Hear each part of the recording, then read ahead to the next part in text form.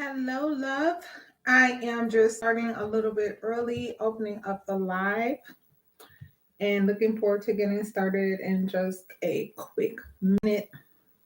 But welcome. This will not be a long live at all because I just want to do a quick response to a comment on my content and share a story to support my position and why I stand on business with the way that I coach and navigate people who love each other through conflict. So we'll be getting started in just a minute.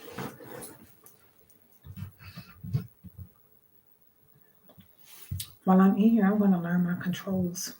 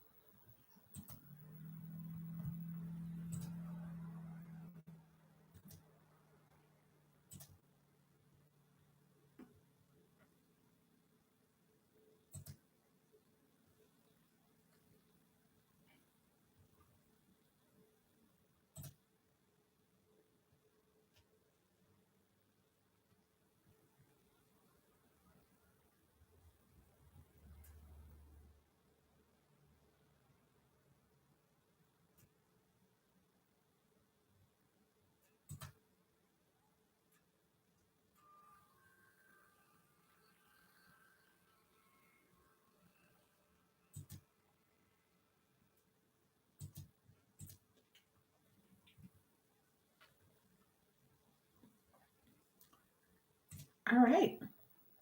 I'm going to go ahead and get started because I want to make this a very brief response because I found the comment curious, and I don't want to judge where it's coming from, but I do want to respond in a way that's informed with evidence. And so I did a post recently about not fighting for the last word and how, in my experience, women emasculate men when we demonstrate dominance and aggression in demanding the last word and in dominating our husbands verbally. Hey, welcome in, Big Red. It's good to see you. So, my position is and will remain this way until evidence convinces me otherwise that when we as women fight for the last word, we are attempting to emasculate our man. And when a man feels dominated by his woman, he becomes resentful of her. Where is this coming from, Shar? It's come from thousands of divorce cases. It's come from living behind the scenes of failed marriages and hearing and seeing the things that people will never share openly. And I get to be the voice of the broken hearts of men and women who have ended the journey of marriage in divorce because somebody didn't understand the law of love. Somebody didn't understand how respect works. Somebody didn't understand that you might be able to handle the people at your job, by speaking with them aggressively and asserting yourself aggressively. But at home, there's a different type of methodology, approach, mindset that we as women will benefit from practicing, because our influence with men goes so much further than the instant gratification of dominating them by speaking over them, cutting them off, and insisting on having the last word. So this is my position. The comment suggested to me that I should have some self-respect. So is it lacking self-respect as a woman to give your man processing time to think about your point of view and come back to you later? Or are we defining self-respect as demanding our way right now in the moment by dominating our man?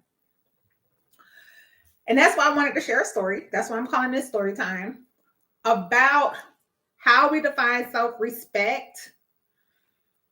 Ladies, we are the most educated generation of women the world has ever hosted. We're smart, we're capable, we are tried and true to being able to handle a lot of things. We spin a lot of plates. We're dominating in the marketplace. And when it comes to traditional notions of how we move with respect and in partnership and in harmony with men, somehow when we got our degrees, that part got thrown out the window because we don't really need them anymore. So I want to tell you about one of my clients and how I really took note about the way that she moved and how it failed her because of this mindset that we have been taking on as modern women who are so strong we could just disrespect our men with no consequence. So my client was gorgeous. When I say gorgeous, my client was professional model gorgeous.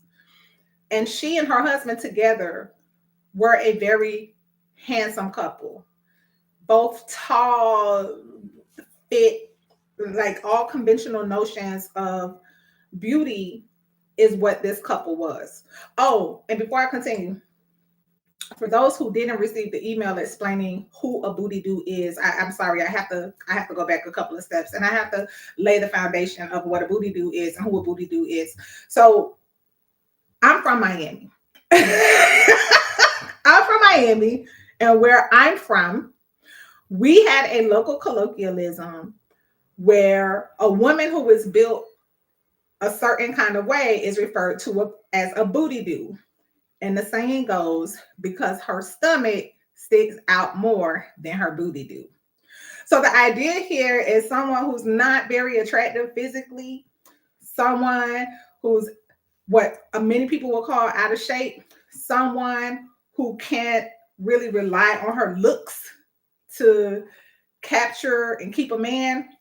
This is the booty do who is winning because of what is happening psychologically in the educated, professional, executive female mind that does not know how to code switch the aggression. We're not code switching the aggression. You need to be out there asserting yourself in male dominated spaces. I understand. Practicing law, I get it. Like working in a male dominated profession requires a certain level of assertiveness. But when I brought that energy home before I began practicing what I'm talking about, it was train wrecking my marriage. It was disrespecting my husband. I wasn't code switching my aggression. That belongs in the marketplace. That belongs in the place of competition. That does not belong at home. And this is why so many professional women are killing it in the marketplace, like literally successful, all the credentials, everything. But when it comes to home, you're trying to understand why he won't talk to you. You're trying to understand why he's sliding in the DMs. Booty dudes. Okay, so That's what a booty do is. A booty do is a woman who is not physically attractive. She's not the dime piece, the person who men typically swoon over because of her looks. Okay. So that's the premise and what I mean with the caption and the thumbnail of this video. Going back to my client, she and her husband, gorgeous couple, and very, very successful as a couple. The things that they accomplished financially as a couple were the kind of things that you could take pride in. That was, the stuff that everybody else in the family talked about. And they were the couple that everyone else admired from the outside. But her aggression was what eventually began creating alienation in the relationship. He began responding in ways to let her know that she wasn't going to make him do what she wanted him to do. Her controlling and manipulation, he began to push back, and he found very creative ways to do this and to send her the message, I'm not the one for you to control, and I'm not going to do what you think you're going to make me do. When we are dealing with men, ladies, I'm not talking about the yes dears, because they've already been neutered. I'm talking about a man who refuses to be emasculated. When we show up with that show some self-respect energy, when we don't code switch that aggression, then you end up with what happened to my client in court. So he used to play games with her child support in the middle of the divorce. He would just stop paying because it was a game to him. He was going to show her, you can't control me. I'm going to do what I want to do. And his pattern was that he would not pay, put her in a position to have to file a motion to enforce the child support, drag her into court along with her attorney. And the day of court, he just paid her all the stuff he owed her. There was no contempt to see. Like, he was playing the game like, you can't control me. So she was a challenging client to begin with. But one day when we were playing the little game of cat and mouse with the child support, because he was teaching her that she's not running anything, he came to court with his new girlfriend. And his new girlfriend was a booty do. She was plain, like, if I saw her right now, I wouldn't I wouldn't recognize her. Like, she was just like, my client was gorgeous. She was always picture perfect. You could smell her before she came into the room, perfumed and lovely. Like, this lady was stunning.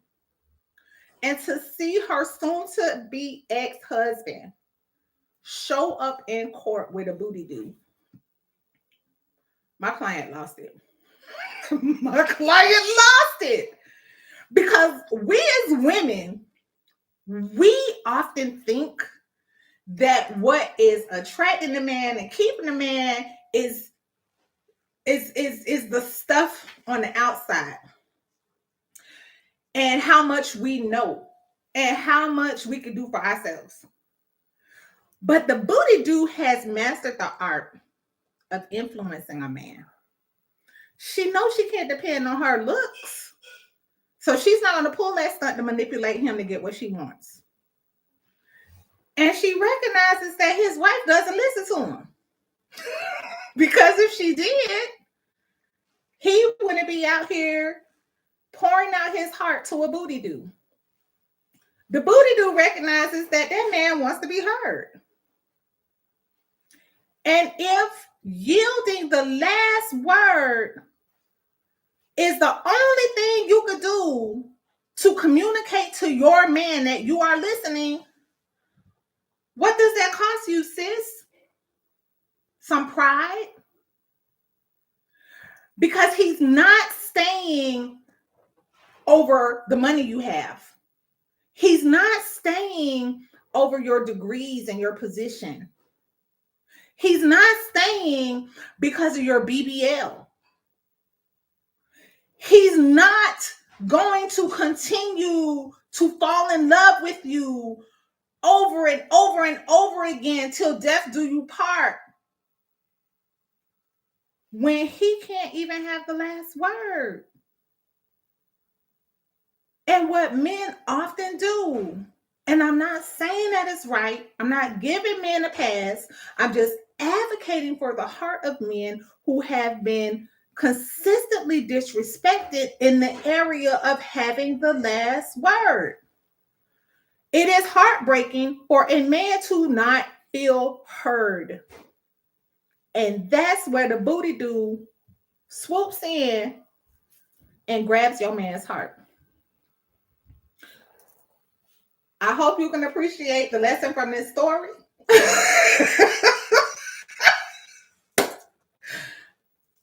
It's so many principles to learn from people who can't manipulate with their looks. The older men get, and this is again from me just observing, what captures him and keeps him engaged is conversation. Because all of this stuff, all of the other stuff, it fades. And if you are a good listener, even when he's wrong, you do not have to communicate to him that he's not a man. So for the person that left a comment about self-respect, I have won more conflicts with my man by refusing to fight for the last word. How is that not having self-respect? When I realize I get more with saying less. It's called wisdom, ladies. So I appreciate y'all for joining me. I love you to life. Like, share, and follow. And help us do more good and shine more light in the lives of marriages. Because marriage is a community effort. And we're all in this together. Y'all be blessed and encouraged.